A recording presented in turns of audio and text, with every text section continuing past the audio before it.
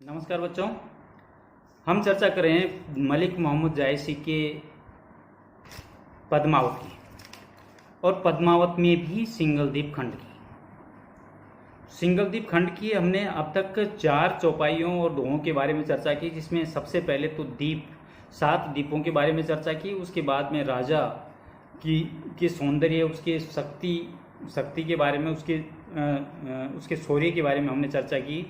उसके बाद में वहाँ के जो आम के जो बगीचे हैं, बाग हैं, उन बागों के बारे में चर्चा की। और उसके बाद में उस बगीचे में फलने वाले फलों के बारे में हमने चर्चा की। तो ये 4 चीज़ों के बारे में हम चर्चा कर चुके हैं। अब अगला पांचवी चौपाई, बसई पंख बोलई बहुभाषा, करई उल्लास देख के शाखा, भोर होत बोलई चुचई, बोलई पांडुक एके तुई, सारो सुख हो रहचई करई, गिरही परेवा वो कर बरई, पीव पीव लागे करे पपैया, तुई तुई कह गुड़ुक खिया, कुहकू कोयल करी राखा, ओ बिगराज बोल बहु बाखा, दई वहाँ के महिरी पुकारा, हारी बिनवे आपई हरा, कूकई मोर सुहावन लागा, सोई को हार बोले ही कागा, जावत पंखी करे सब,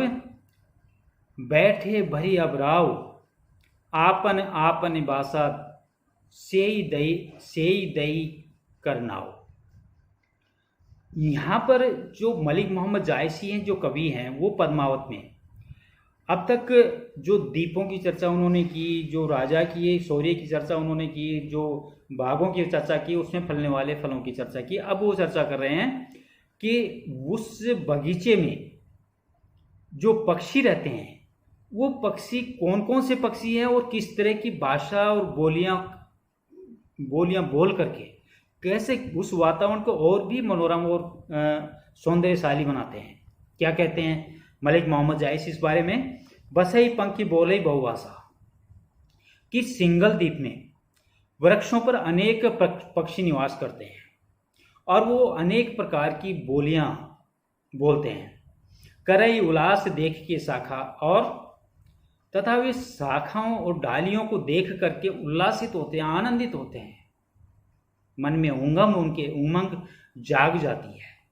भोर ओत बोलई चुचई, प्रातःकाल होते ही।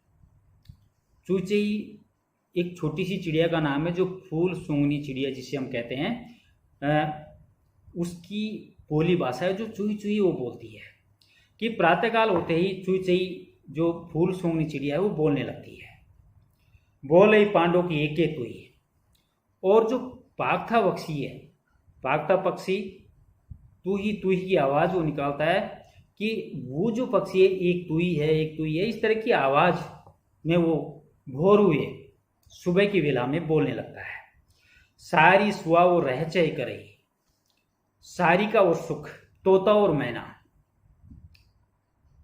भोर की वेला में चहचहाने लगते हैं।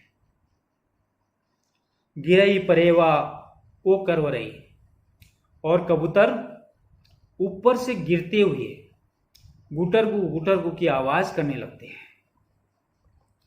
पीऊ पीऊ लाग करे पपैया, पपैया पक्षी की जो आवाज है, पीहू पीऊ पी पी की आवाज जो है, वह भी अपनी स्वाभाविक ध्वनि में, स्वाभाविक आवाज में ध्वनि करने लगता है। तुई तुई करत गुडरू खीवा, और जो बटेर है वो तुई की ध्वनि निकाल करके खींचने लगती है गुस्से में। ऐसा लगता है कि वो गुस्से में बोल रही है, जबकि उसकी वो स्वाभाविक बोली होती है। कुहू कुहू कोयल करी राखा, कोयल पक्षी अपनी मधुर आवाज में कुहकने लगती है, कुहू कुहू की आवाज करने लगती है। तथा वो भृगराज बोल बहुभाषा, भृगराज भ्रमर वह अनेक प्रकार की ध्वनियां करने लगता है।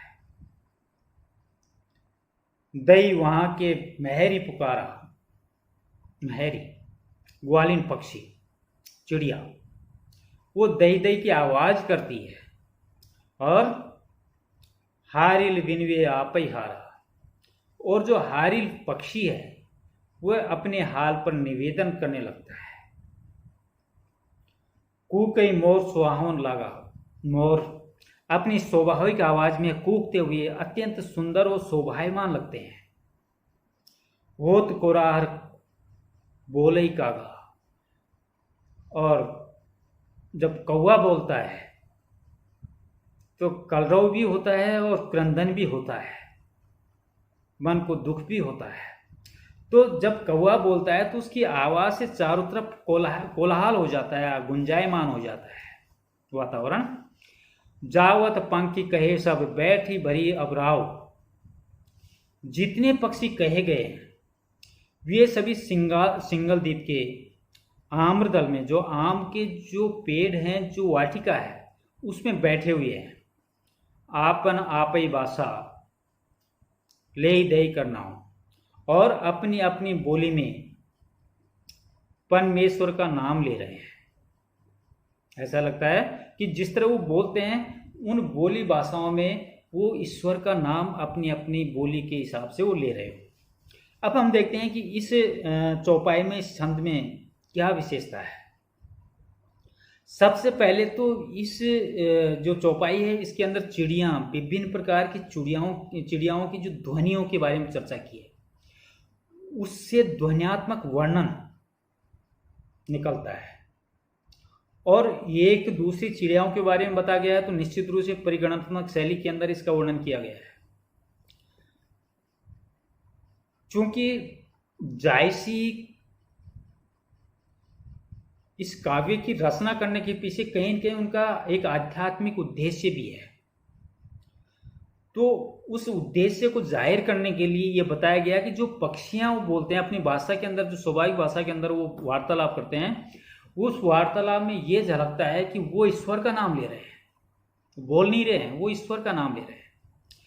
इसके अलावा जो अलंकार हैं वो अनुप्रास है, पुनरुक्ति प्रकाश अलंकार है, विप्सा अलंकार है। इसके अलावा नाद सौंदर्य, नाद व्यंजना तो निश्चित रूप से है, क्योंकि पक्षियों की बोली की बात कर रहे हैं। दोहा चौपाई छंद और अवधी भाषा का प्रयोग इस छंद के अंदर किया गया है। अगली चौपाई के बारे में चर्चा करते हैं। पैग पैग पर कुआ बावरी, साजो बैठक हो पावरी, और कुंड सब ठावे ठाऊ, सब तीरथ हो तीन के ताऊ, मठ मंडप चौपास सवारे, जपा तपा सब आसन मारे, कोई ऋखेश्वर कोई सन्यासी, जपा तपा सब आसन मारे, कोई रामजन कोई मसवारी, कोई ब्रह्मचर्य पंथ लावे, कोई दिगंबर आछे मांगे, कोई सुरसती सिद्ध हो जोगी, कोई निराश पंथ बैठ वियोगी, कोई महेश्वर जंगम जति, कोई एक परख देवी सती, सेवरा खेवरा वान प्रस्ती, सिंह साधक अवधूत, आसन मारी बैठ सब जारी आतपदूत। यहां पर जायसी और चीजों का वर्णन करता करता धीरे धीरे जो सिंगल द्वीप के अंदर विद्यमान जो कुएं हैं, जो बावड़ी हैं, जो मंदिर हैं, जो मठ हैं, और उन मंदिरों मठों में विभिन्न प्रकार की साधना में रत जो यति हैं, सन्यासी हैं, जो जंगम हैं, उनके बारे में यहाँ पर चर्चा मलिक मोहम्मद जायसी कर रहे हैं। क्या कहते हैं? पैग पैग पर कुआ बावरी, साजो बैठक ओ पावरी, कि सिंगल द्वीप में जगह जगह पर कुएं और बावड़ी हैं, जिनमें बैठ के कहते हैं कि जो हम हमारी भाषा में बात करें तो जो कुआ का पारा होता है उसको बैठक बोलते हैं, एक तरह से कुएं का जगत है। और उसमें बैठ के वो जो कुएं का पारा है वो जगह जगह बना हुआ है, और साथ में सीढ़ियाँ उनके अंदर लगी हुई हैं कुएं के अंदर उतरने के लिए। और कुंड सब ठाव ही ठाव, और सब जगह स्थान स्थान पर जो कुंड है, सब तीर्थ वो तीन के नाव, उन सभी कुंडों के जो भी, क्योंकि जो सिंगल द्वीप है उसमें अनेकों अनेक कुंड हैं, तो उन सभी कुंडों के जो नाम है वो तीर्थों के आधार पर उनका नामकरण किया गया है। मठ मंडप चौपास संवारे, चारों तरफ मठ और मंडप बने हुए हैं। जपा तपा सब आसन मारे, जहां जप और तप करने वाले जो साधु और सन्यासी हैं वो आसन लगा करके बैठे हुए हैं, तपस्या में लीन है। कोई ऋखेश्वर, कोई सन्यासी।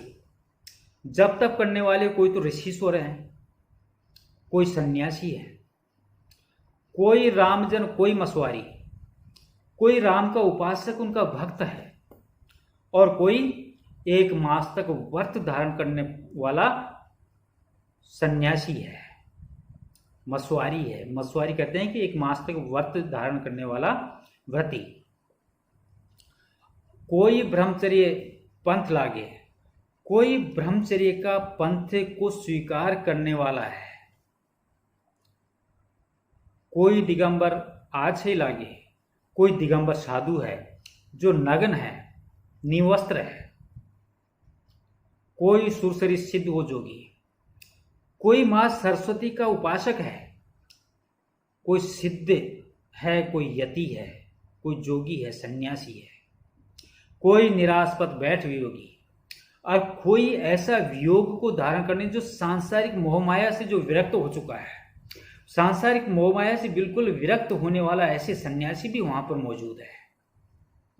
कोई महेश्वर जंगम सती, कोई शिव का उपासक शिव है, कोई जंगम हठ योगी भी है, और कोई ऐसा सन्यासी, कोई यति भी है। कोई एक परख देवी सती, और कोई शक्ति की देवी का उपासक भी है। सेवरा खेवरा वानप्रस्थी सिद्ध साधक अवधूत, जहां पर श्वेतांबर जैन साधु, शैपड़क साधु, वानप्रस्थी सिद्ध और साधक जहां पर मौजूद है, अवधूत जहां पर मौजूद है।